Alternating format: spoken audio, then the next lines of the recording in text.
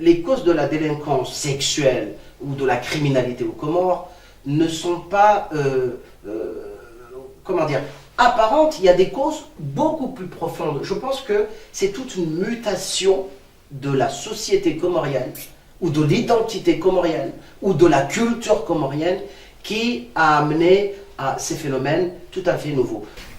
Alors, il y a deux théories, deux grandes traditions sociologiques qui essaient d'expliquer les causes du crime ou des actes de délinquance. La première théorie, donc, elle essaie de voir que l'individu, s'il est en tort, s'il est en mal de la société, ce n'est pas parce qu'il le veut, c'est pas parce qu'il veut tuer quelqu'un, il veut violer, il veut insulter, il veut commettre l'adultère, mais parce que l'état social, la société dans laquelle il a grandi, il est socialisé, n'est pas à mesure de satisfaire ses démons, n'est pas à mesure de l'empêcher à commettre des actes délinquants.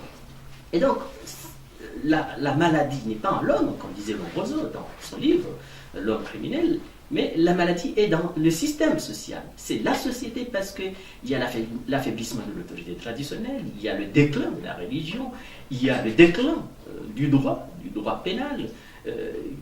Somme toute, de ce déclin, de cet affaiblissement, a conduit l'individu à commettre des actes délictueux. Les causes de ces actes sont multiples.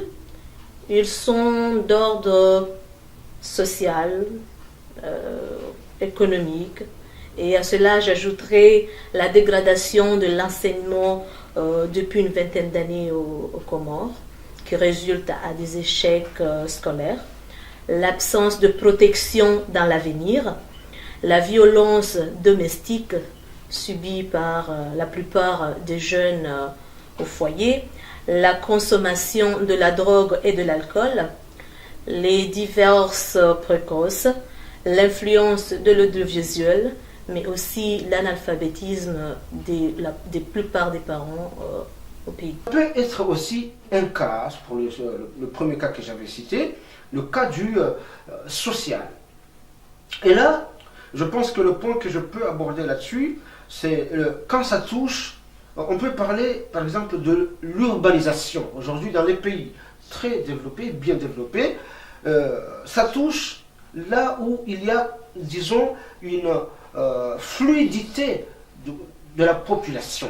Quand il y a la population est très dense, on a des zones très peuplées, plus c'est peuplé, plus il y a une forte hausse, disons, de la criminalité.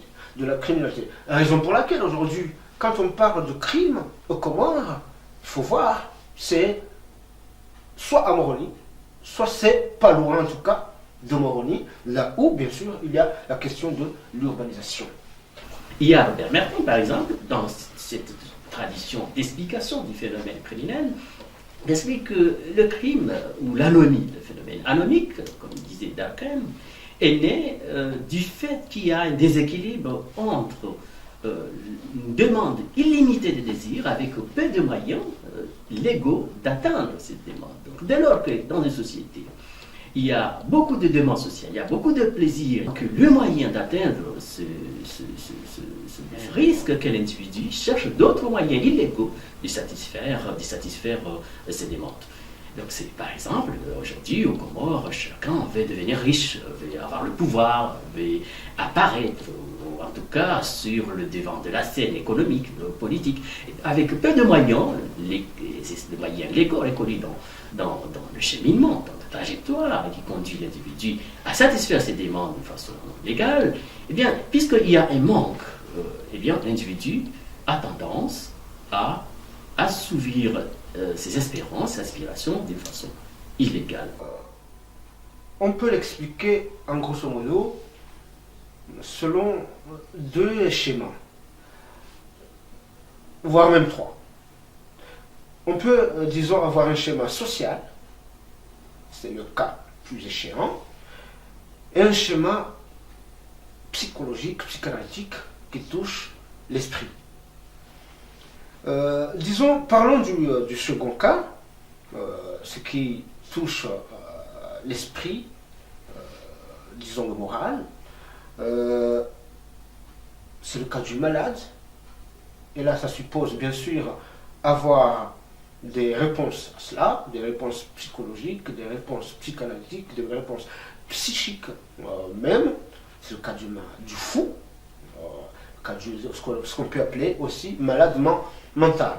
Sa deuxième théorie, c'est subjectiviste. Il essaie d'expliquer que non, ce n'est pas la société qui conduit l'individu à agir lui-même en acte délinquant, en criminel potentiel. C'est parce que dès sa petite enfance, il a vécu une expérience traumatisante, un viol, ou bien une malformation de sa personnalité, donc qui le conduit à agir d'une façon criminelle. Donc il est inadapté. Et un individu inadapté est un individu anomique, donc potentiellement dangereux. Donc voilà ces deux théories qui expliquent la violence, qui expliquent les actes délinquants.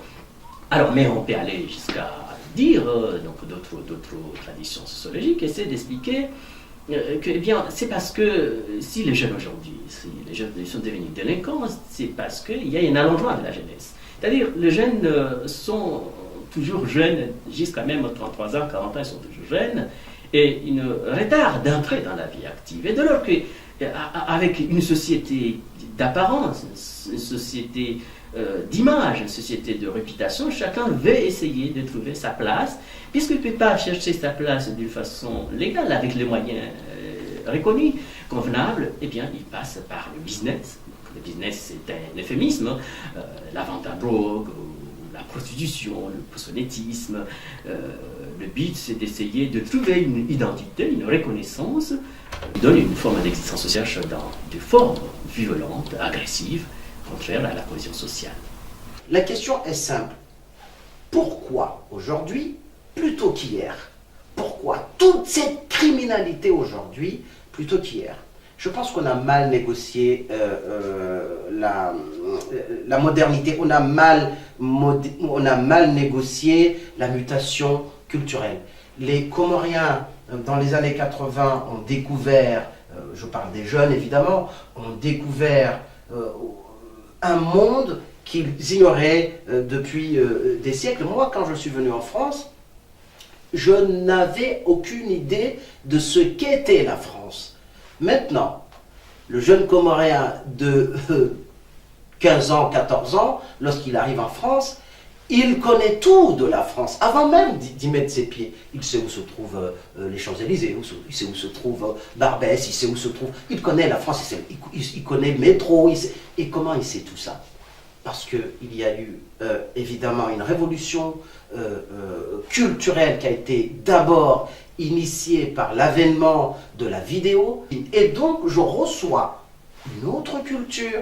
Et évidemment, quand on est adulte, c'est moins grave, parce qu'on a l'esprit posé, on sait ce qu'on voit, on comprend ou on ne comprend pas ce qu'on voit, il y a une espèce de filtre. Mais lorsque des enfants ont 12, 13 ans, et qu'ils tout d'un coup ont accès à un autre monde, sans filtre, ils reçoivent tout ce qu'ils voient, sans filtrer, sans faire la part des choses, et au final, ils tombent dans ce qu'on appelle, enfin ce que j'appelle moi, un mimétisme complètement idiot. On a vu ça dans des films, ou on a vu ça dans tel documentaire. On essaie de faire ça. On le sait tous ici que un enfant qui est né dans la société comorienne était le plus souvent l'enfant de tout le monde. C'est-à-dire, il était éduqué par tout le monde. Il était éduqué par les voisins, il était éduqué dans les places publiques, il était éduqué par les notables, il était éduqué par sa mère et son père, mais aussi une fois arrivé à l'école, il y avait une espèce de suivi.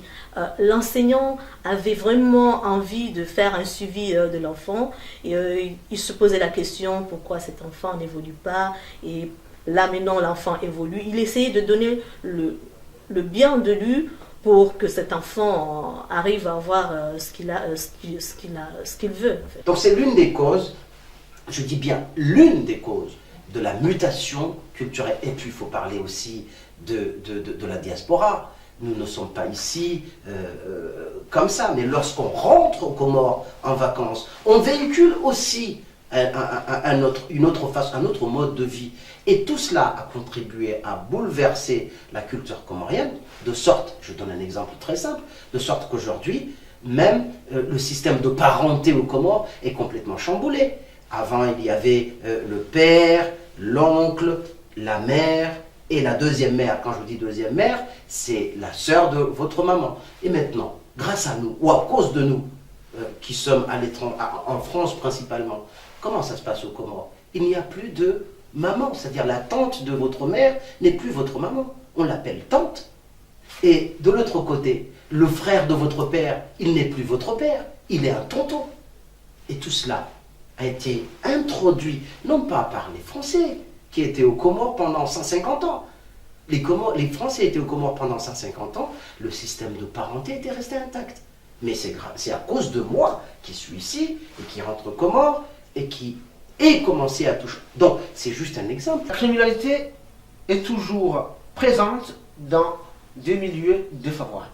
C'est-à-dire dans des milieux où la précarité, et là c'est la sociologie, donc la précarité en tout cas fait objet de présence.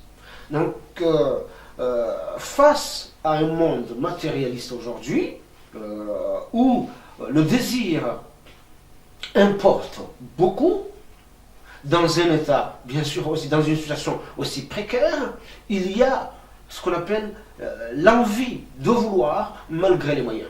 Donc je pense que ce n'est pas... Il est très facile aujourd'hui d'envier l'autre parce qu'il a un ordinateur portable, parce qu'il a un téléviseur placement, parce qu'il a, disons, un iPod, un iPhone au Comores, et satisfaire ce besoin aujourd'hui est devenu aussi, en tout cas, quelque chose à mettre en œuvre. Donc, ce qui fait que quand je ne l'ai pas, je n'ai pas les moyens, ça peut, en tout cas, je peux être tenté à vouloir l'avoir malgré mes moyens. Ce qui me pousse à aller, en tout cas, à aller forcer, à aller tuer ou à aller, disons, comment dirais-je, taper ou bien agresser une personne qui est en possession de cet objet. Donc, je pense qu'il y a la question, bien sûr, de cette évolution du monde.